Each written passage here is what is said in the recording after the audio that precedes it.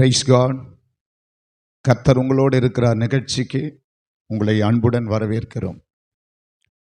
ஆண்டவர் எல்லா மனிதனோடு கூட இருக்கிறார். சதா காலமும் நான் உங்களோடு கூட இருப்பேன் என்று ஆண்டவர் சொல்லியிருக்கிறார். ஆண்டவராகிய இயேசு கிறிஸ்து இந்த உலகத்தில் வந்து சிலுவையிலே மரித்தது எல்லா மனிதனுக்காக என்று வேதம் சொல்லுகிறது. ஒருவரும் கெட்டு போவது அவருக்கு சித்தமில்லை என்று வேதம் சொல்லுகிறது. அப்படியானால் ஆண்டவர் எல்லா மனிதனோடு கூட அவர் இருக்கிறார். இந்த நாள் ஒரு வசனத்தை வாசித்து நாம் தொடர்ந்து கர்த்தருடைய வார்த்தையை தியானிக்க போகிறோம். சங்கீதம் 22 சங்கீதம் அதனுடைய 24வது வசனத்தை நான் வாசிக்கிறேன். உபத்திரவப்பட்டவனுடைய உபத்திரவத்தை அவர் அற்பமாய் எண்ணாமலும் அருவருக்காமலும் தம்முடைய முகத்தை அவனுக்கு மறைக்காமலும் இருந்து தம்மை நோக்கி அவன் கூப்பிடுகையில் அவனை கேட்டலினார்.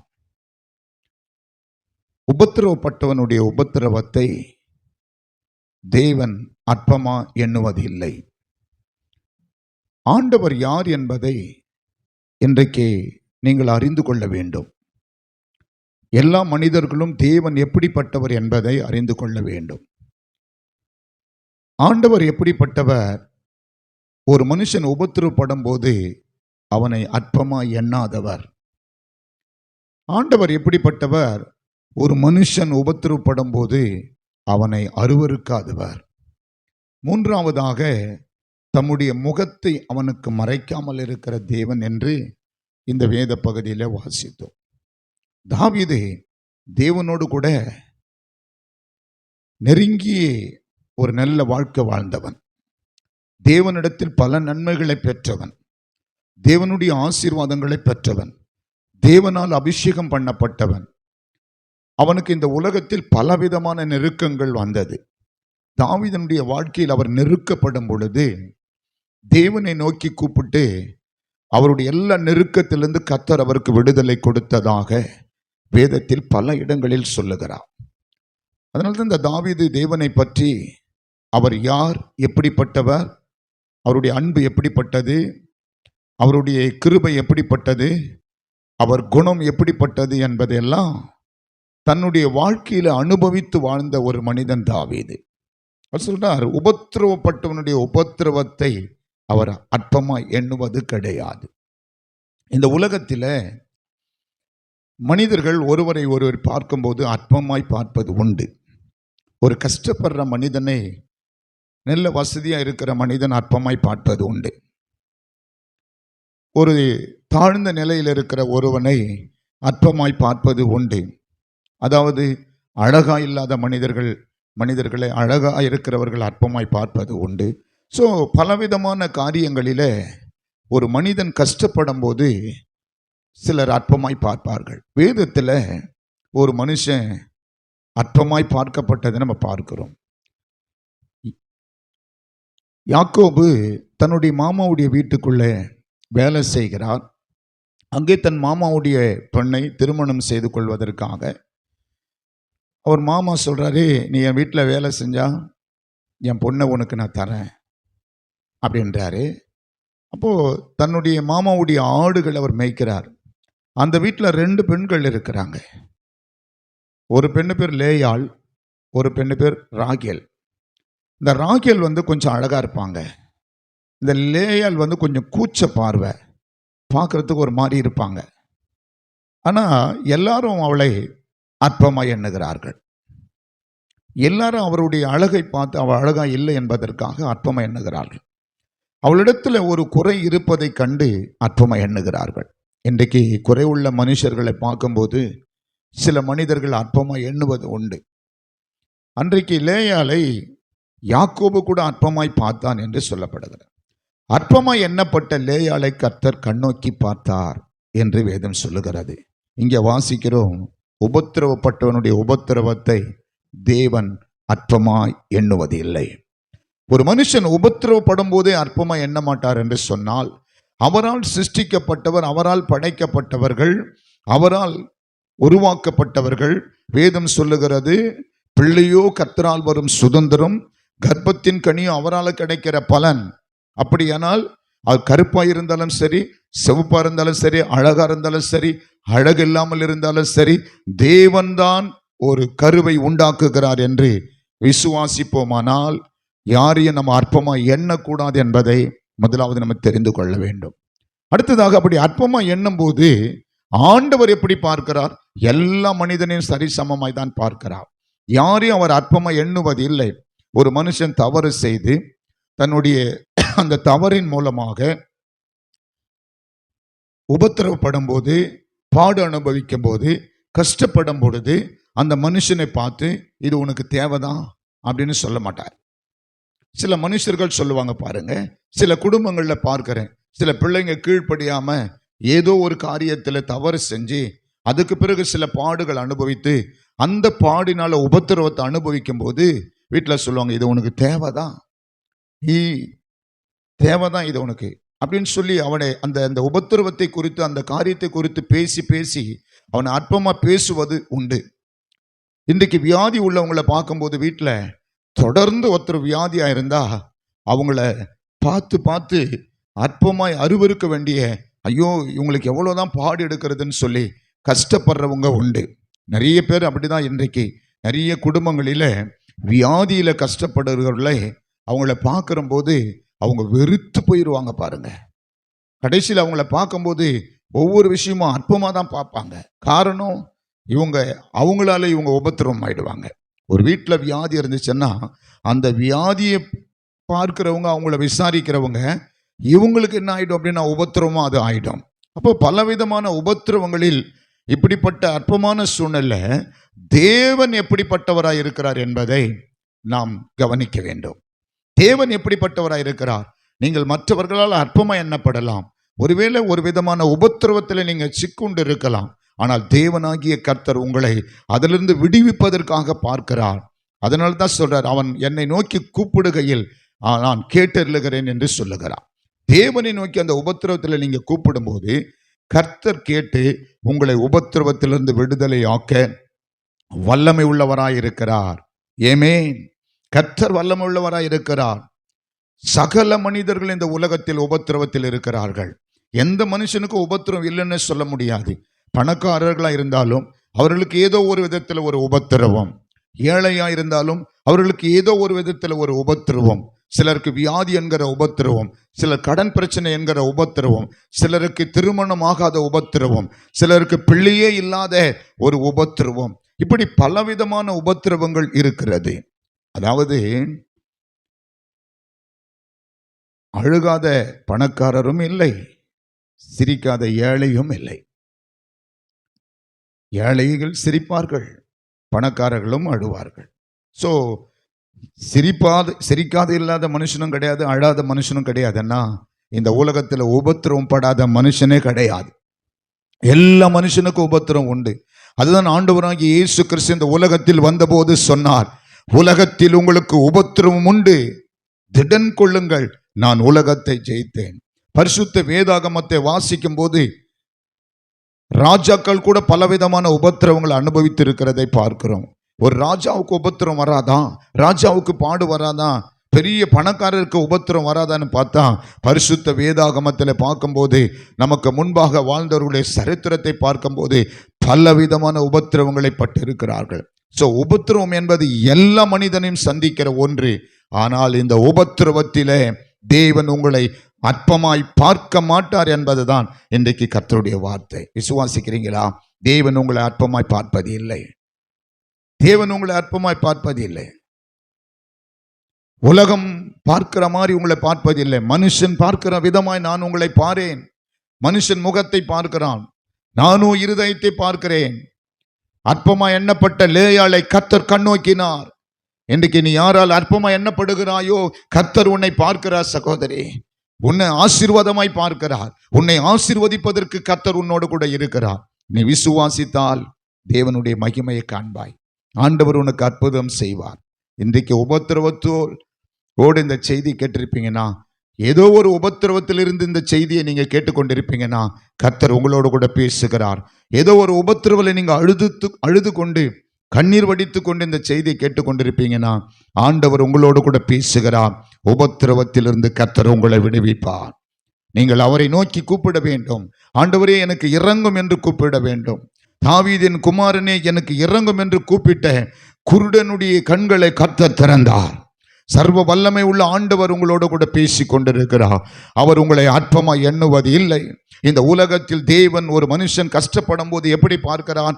அவனை அன்புள்ளவனாய் தான் பார்க்கிறார். அவர் உங்களை ஒருபோதும் வெறுக்கிறவராய் பார்க்கல, அற்பமாய் பார்ப்பதில்லை. வாசிக்கிற உபத்திரவப்பட்டனுடைய உபத்திரவத்தை அவர் அற்பமா எண்ணாமலும். அடுத்து ஒரு காரியம், அருவருக்காமலும். அருவருப்பு நிறைய பேர் பாருங்க இன்னைக்கு வெறுத்து விடுவதை பார்க்கிறோம். அருவருத்து விடுறாங்க. சிநேகிதராக வாழ்ந்தவர்கள், நண்பர்களாக இருந்தவர்கள், அன்பு செலுத்தினவர்கள் ஒருவரை ஒருவர் வெறுத்து விடுவதை பார்க்கிறோம். அருவருத்து விடுவதை பார்க்கிறோம். ஒருவரை ஒருவர் குற்றப்படுத்திக் கொள்வதை பார்க்கிறோம்.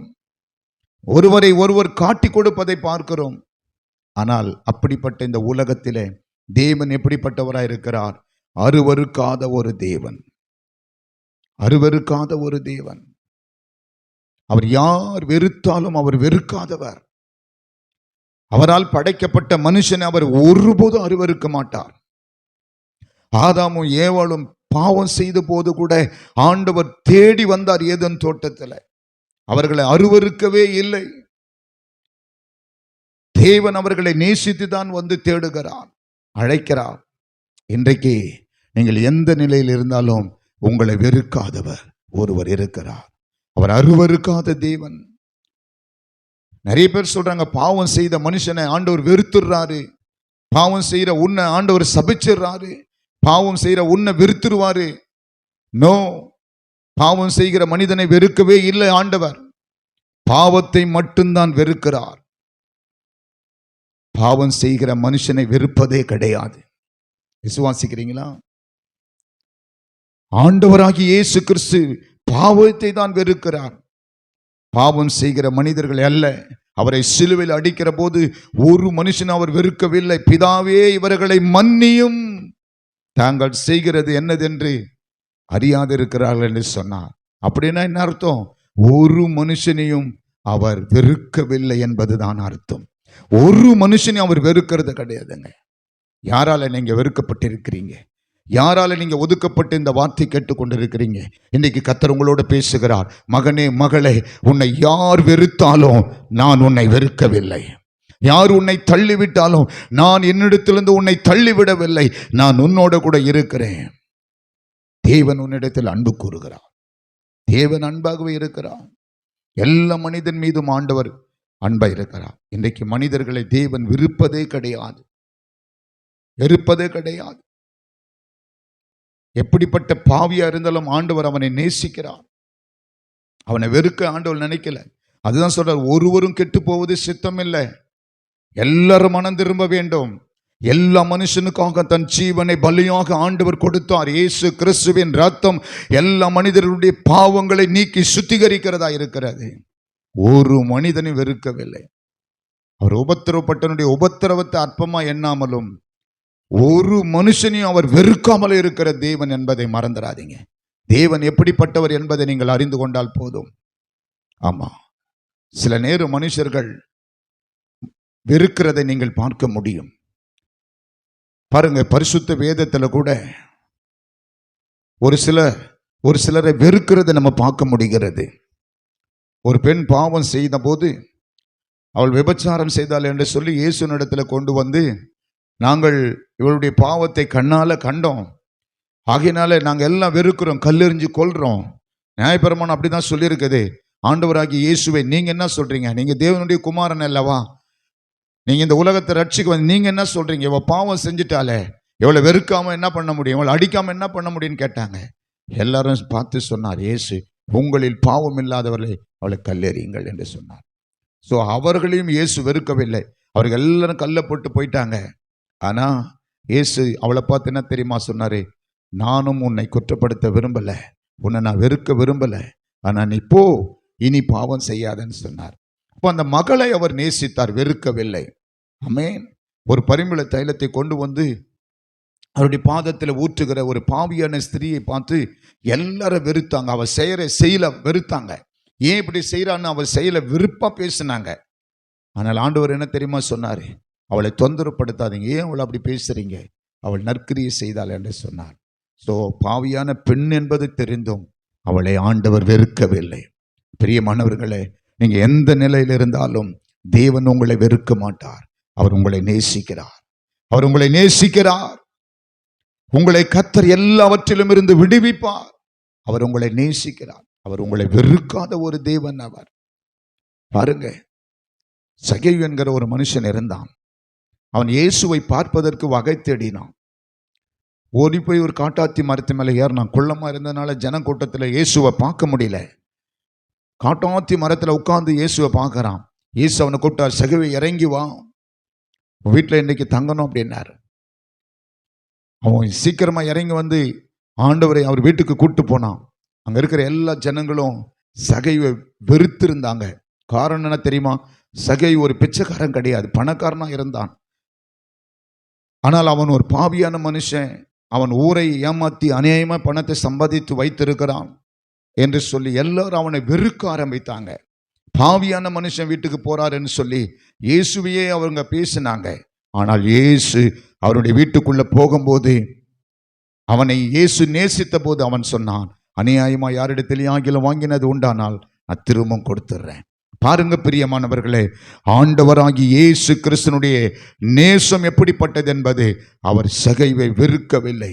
ஆனால் அவரை சுற்றிலும் வாழ்ந்திருந்த மனிதர்கள் அவனை வெறுத்தவர்களாயிருந்தார்கள். இன்றைக்கு உங்களை சுற்றிலும் இருக்கிற யாரோ உங்களை வெறுத்து கொண்டிருக்கிறாங்களா? உன் நண்பன் உன்னை வெறுக்கிறானா? உன்னை பெற்ற தாய் உன்னை வெறுக்கிறாங்களா? உன்னை பெற்ற பிள்ளைங்க உன்னை வெறுக்கிறாங்களா? நீ பெற்றெடுத்த பிள்ளைங்க உன்னை வெறுக்கிறாங்களா? உன் கணவன் உன்னை வெறுக்கிறானா? யாரால் நீ வெறுக்கப்படுகிறாயோ, கர்த்தர் இன்றைக்கு உனக்காக பேசுகிறான். தேவன் உன்னை வெறுக்கவில்லை. கர்த்தர் உன்னை வெறுக்கவே மாட்டார். தாய் மறந்தாலும் உன்னை அவர் மறக்கவே மாட்டார். விசுவாசிக்கிறியா? தேவனுடைய வார்த்தை மகளே, கண்ணீரோடு இந்த வார்த்தை கேட்டுக்கொண்டிருக்கிற உன்னோட கர்த்தர் பேசி கொண்டிருக்கிறார். உபத்திரவத்தின் படுக்கையில வேதனைப்பட்டு கொண்டிருக்கிற உன்னை கர்த்தர் உன்னோடு கூட பேசுகிறார். தேவன் உன்னை வெறுக்க மாட்டார். தேவன் உன்னை கைவிட மாட்டார். அவர் உபத்திரவப்பட்டனுடைய உபத்திரவத்தை அற்பமா எண்ணாதவர். நீங்க கொஞ்சம் யோசித்து பாருங்கள். பிரசங்கித்துக் கொண்டிருக்கிற நான் ஒரு காலத்தில் பாவியா இருந்தேன். தேவனுக்கு விரோதமான பாவங்களை செய்து கொண்டிருந்தேன். அப்பொழுது தேவனாகி கர்த்தர் என்னை நேசிக்காமல் இருந்திருந்தா, என்னை அப்பொழுது அவர் வெறுத்திருந்தா, இன்றைக்கு நான் உங்களுக்கு பிரசங்கம் பண்ண முடியாது. இந்த கர்த்தருடைய வார்த்தையை பேச முடியாது. அப்படியானால் தேவன் அன்றைக்கு என்னை, நான் என்னுடைய அருவருப்புகளில் இருக்கும்போது, என்னுடைய கொடூரமான பாவத்தில் நான் இருக்கும்போது, என்னை அவர் நேசித்ததுனால தான் இன்றைக்கு பிரசங்கம் பண்ண முடிகிறது. எப்படிதான் தேவன் ஒவ்வொரு மனிதனையும் அருவருக்காமல் நேசிக்கிறவர் என்பதை நீங்கள் புரிந்து கொள்ள வேண்டும். இந்த உலக ஜனங்கள் புரிந்து கொள்ள வேண்டும். உலகத்தில் இருக்கிற மக்கள் புரிந்து கொள்ள வேண்டும். தேவ பிள்ளைகள், ஆண்டவர் அன்பானவர், அவர் நேசிக்கிறவர், எல்லா மனுஷனையும் நேசிக்கிறவர். அவரை போல அன்பாய் நேசிக்கிற ஒரு தேவன் இல்லை. வானத்திலும் பூமியிலும் அவரே கர்த்தர். அவரை போல அன்பு கொண்டவர், அவரை போல நேசிக்கிறவர், அவரை போல ஒரு மனிதனை தூக்கி எடுக்கிறவர் இல்லை. அவருடைய அன்பை புரிந்து கொள்ளுங்கள். அவருடைய அன்பை விளங்கிக் கொள்ளுங்கள். அவர் நேசம் எப்படிப்பட்டது என்று அறிவதற்கு ஆவல் படுங்க. ஜெபிங்க. கர்த்தரை நோக்கி கூப்பிடுங்க. கர்த்தரை நோக்கி கூப்பிடுங்க. நெருக்கத்தில் கர்த்தரை நோக்கி கூப்பிடுங்க. உங்களுக்கு எவ்வளவு கஷ்டம் இருந்தாலும், எவ்வளவு பாடு இருந்தாலும், எவ்வளவு போராட்டங்கள் இருந்தாலும் கர்த்தரை நோக்கி பாருங்க. ஆண்டவர் உங்களுக்கு விடுதலை தருவார். உங்களை ஒருபோதும் கர்த்தர் வெறுக்கவில்லை. பாருங்க, அந்த வசனத்துல முதலாவது, உபத்திரப்பட்டவனுடைய உபத்திரவத்தை அவர் அற்பமா எண்ணுவதில்லை. இரண்டாவதாக, அவனை அருவருக்கிறதில்லை. இன்னைக்கு இதுதான் உலகத்தில் நடக்குது. ஒரு மனுஷனை அற்பமா பார்க்கறது, அருவருக்கிறது. மூன்றாவது ஒரு காரியம் சொல்றாரு, என்னுடைய முகத்தை அவனுக்கு மறைக்காமல் இருந்து அப்படின்னு சொல்றார். இந்த உலகத்தில் எந்த மனுஷனுக்கும் தேவன் தம்முடைய முகத்தை மறைக்கிறதே கிடையாது. இன்னைக்கு மனுஷர்கள் தான் கடவுள் என்ன பார்க்கல, எனக்கு இவ்வளோ கஷ்டம், கடவுள் இருந்தால் ஏன் எனக்கு நடக்குது, ஆண்டவர் என் கூட இருந்தால் ஏன் எனக்கு இவ்வளோ கஷ்டம், ஆண்டவர் என் கூட இருந்தால் ஏன் இவ்வளோ எனக்கு கஷ்டம், ஆண்டவர் என்னை மறந்துட்டாரு, ஆண்டவர் என்னை பார்க்காம போயிடுறாரு, ஆண்டவர் என் நிலைமை தெரியல அவருக்கு, ஆண்டவர் என்னை பார்க்கவே இல்லை, நான் இவ்வளோ கஷ்டப்படுறேன், இவ்வளோ வேதனைப்படுறேன் அப்படின்னு இன்றைக்கு உலகத்தில் உள்ள மக்கள் பேசுகிறதை கேட்கிறோம். ஆனால் தேவன் என்ன சொல்லுகிறார் தெரியுமா? என் முகத்தை உபத்திரவப்படுகிற ஒரு மனுஷனுக்கு நான் மறைக்கிறது இல்லை என்று சொல்றார். ஆனால் மனிதர்களாகிய நாம தான் ஆண்டவரை விசுவாசிப்பது கிடையாது. இன்னைக்கு உலகத்தில் மனிதர்கள் ஆண்டவரை தேடுவது கிடையாது. தேடுங்கள் அப்பொழுது என்னை கண்டடைவீர்கள் என்று தான் ஆண்டவர் சொன்னார். தேடுங்கள் அப்பொழுது என்னை கண்டடைவீர்கள். இன்னைக்கு உலகத்தில் மனிதன் கடவுளை தேடாமலேயே, தேவனுடைய அன்பை ருசித்து பார்க்க விரும்பாமலேயே, ஆண்டவர் என்னை பார்க்கவில்லை, ஆண்டவர் என்னை மறந்து விட்டார் என்று சொல்லுகிறார். எல்லா மனிதன் மீதும் ஆண்டவர் தம்முடைய முகத்தை பிரகாசிக்கிறார். ஒரு மனிதனுக்கும் அவர் முகத்தை மறைக்க மாட்டாருங்க. அவன் பாவியா இருந்தாலும் சரி, ஏழையா இருந்தாலும் சரி, பணக்காரனா இருந்தாலும் சரி, அவன் எப்படிப்பட்ட துரோகியா இருந்தாலும் சரி, கொலைக்காரனா இருந்தாலும் சரி, யாரா இருந்தாலும் தேவன் தம்முடைய முகத்தை அவனுக்கு மறைக்கவே மாட்டார். அவன் ஆண்டவரை நோக்கி கூப்பிடும் பொழுது முகத்தை மறைக்க மாட்டார். அவர் முகத்தை மறைக்கவே மாட்டார். தேவனை நோக்கி கூப்பிடும் போது அவர் முகத்தை மறைக்கவே மாட்டார். என்னை நோக்கி கூப்பிடுகள், நான் கேட்டறில்லேன்னு சொல்றார். ஏமே பிரியமானவர்களே, ஆண்டவரை போல அன்புள்ளவர் யார் உண்டு? யார் உண்டு? அவர் அதற்காகத்தான் சிலுவையில் தன் இரத்தத்தையே விலக்கிரயமாய் செலுத்தினார். உங்களை ஆண்டவர் நேசிக்கிறார். உங்க கண்ணீர் ஆண்டவருக்கு தெரியும், உங்களுடைய உபத்திரவம் ஆண்டவருக்கு தெரியும், உங்க வேதனை ஆண்டவர் புரிந்து கொள்வார். அவரிடத்துல, ஆண்டவரே இந்த உபத்திரவத்திலிருந்து என்னை அற்பமாய் எண்ணாத தேவன் நீர், கைவிடாத தேவன் நீர், எனக்கு இறங்கும் என்று விசுவாசித்து கூப்பிடுவீங்களா? கூப்பிடுவீங்கன்னா நிச்சயமாய் ஆண்டவர் உங்களை விடுவிப்பார். உபத்திரவத்தின் குகையிலிருந்து நான் உங்களை தெரிந்து கொண்டேன்னு சொல்றார். ஸோ ஆண்டவர் உங்களை விடுவிப்பார். பாருங்க, மார்க் எழுதின சுவிசேஷம் ஒரு வசனத்தை நான் வாசிக்கிறேன். மார்க் எழுதின சுவிசேஷம் 1ஆம் அதிகாரம் அதனுடைய 34வது வசனத்தை வாசிக்கிறேன். கவனிங்க. பலவிதமான வியாதிகளினால் உபத்திரவப்பட்டிருந்த அநேகரை அவர் சொஸ்தமாக்கி அநேக பிசாசுகளையும் துரத்திவிட்டார். உபத்திரவத்தினால் வந்த வியாதி, சரியா? பலவிதமான வியாதிகளால் உபத்திரவம், பலவிதமான வியாதி. இன்னைக்கும் பார்க்கிறோம், நம்ம பலவிதமான வியாதிகள் இருக்குது, ஒரு வியாதியே கிடையாது. என்னென்ன வியாதியை புதிதாய் வந்து கொண்டே இருக்கிறது. வியாதிகளுக்கு புதிய பெயர் வைத்து கொண்டே இருக்கிறார்கள். ஒரு மனுஷனுடைய சரீரத்தில் உள்ள எல்லா உறுப்புகளுக்கும் ஒரு வியாதி இருக்கிறது என்பதாக கண்டுபிடிக்கிறார்கள். இங்கே வாசிக்கிற வேத பகுதியில் பலவிதமான வியாதி உள்ளவர்களை ஆண்டவர் சுகமாக்கினார். இன்றைக்கு நீங்கள் எப்படிப்பட்ட வியாதியில் இருந்தாலும் இந்த நிகழ்ச்சியை, இந்த கர்த்தருடைய வார்த்தை கேட்டுக்கொண்டிருக்கிற உங்களை ஆண்டவர் சுகமாக்குவார். விசுவாசிக்கிறீங்களா? உங்களுக்காக நான் ஜெபிக்க போறேன். ஆண்டவர் உங்களை சுகமாக்க போகிறார். உங்களை வெறுக்காதவர், உங்களை ஒதுக்காதவர், உங்களை அற்பமா பார்க்காதவர், உங்களை நேசிக்கிறவர் உங்களை சுகமாக்க போகிறார். உங்களை சுகமாக்க போகிறார். என்ன பிரச்சனையா இருந்தாலும் கர்த்தர் இறங்கி உங்களுக்கு அற்புதம் செய்ய போகிறார். அவர் பூமியில் இருந்த நாட்களிலே பலவிதமான வியாதியில உபத்திரவப்பட்டிருந்தவங்களை சுகமாக்கினார். இன்றைக்கும் ஆண்டவர் அநேக வியாதிகளை கர்த்தர் சுகமாக்குகிறார். அநேகரை உபத்திரவத்திலிருந்து தூக்கி எடுக்கிறார். அநேகரை பாடுகளிலிருந்து கர்த்தர் தூக்கி எடுக்கிறார். ஆமென். உளையான சேற்றிலிருந்து தேவன் தூக்கி எடுக்கிறார். கடன் பிரச்சனையிலிருந்து கர்த்தர் தூக்கி எடுக்கிறார்.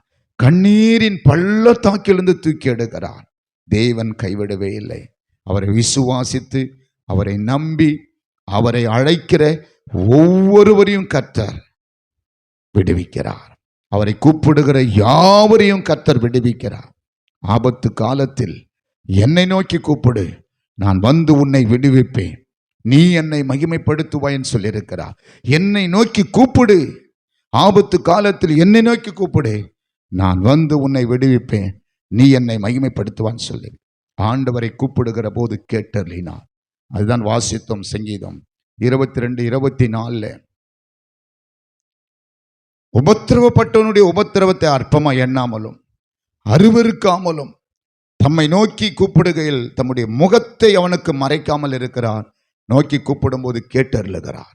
எனவே தேவனாகி கர்த்தர் உங்களுடைய உபத்திரவத்தின் நிலையை பார்க்கிறார், உங்களுடைய கஷ்டத்தை பார்க்கிறார். உங்களை ஆண்டவர் இன்றைக்கு விடுவிப்பார். விசுவாசிக்கிறீங்களா? உங்களுக்காக நான் ஜெபிக்க போறேன். பரிசுத்தமுள்ள பரலோக பிதாவே, இயேசுவின் நாமத்தினால் நான் ஜெபிக்கிறேன். இந்த நாளில் உம்முடைய வார்த்தை கேட்டுக்கொண்டிருந்த ஒவ்வொரு பிள்ளைகளுக்காக நான் ஜெபிக்கிறேன்ப்பா. இப்பொழுதே அவர்கள் மேலே கர்த்தருடைய ஆவியானவர் இறங்குவீராக. அவர்கள் என்ன சூழ்நிலை இருந்தாலும் கர்த்தர் அவர்கள் மேலே இறங்கும்படி நான் ஜெபிக்கிறேன். இப்பொழுது அவருடைய உபத்திரவத்தின் கட்டுகளை இயேசுவின் நாமத்தினால உடைக்கும்படிக்கு நான் ஜெபிக்கிறேன். இயேசுவின் நாமத்தினால் கட்டவிழ்க்கப்படுவதாக, உபத்திரவத்தின் கட்டுகள் அவிழ்க்கப்படுவதாக. இயேசுவின் நாமத்தில் உபத்திரவத்தின் கட்டு அவிழ்க்கப்படுவதாக. இயேசுவின் நாமத்தினாலே நோய்கள் மறைவதாக. தழும்புள்ள கரம் தொடட்டும் ஆண்டவரே. இயேசுவின் நாமத்தினாலே உம்முடைய கரத்தால் தொட்டு சுகமாக்கும்படிக்கு நான் ஜெபிக்கிறேன். ஒவ்வொரு வீடுகளுக்குள்ள இருக்கிற வியாதியின் கட்டுகள் அவிழ்க்கப்படட்டும்.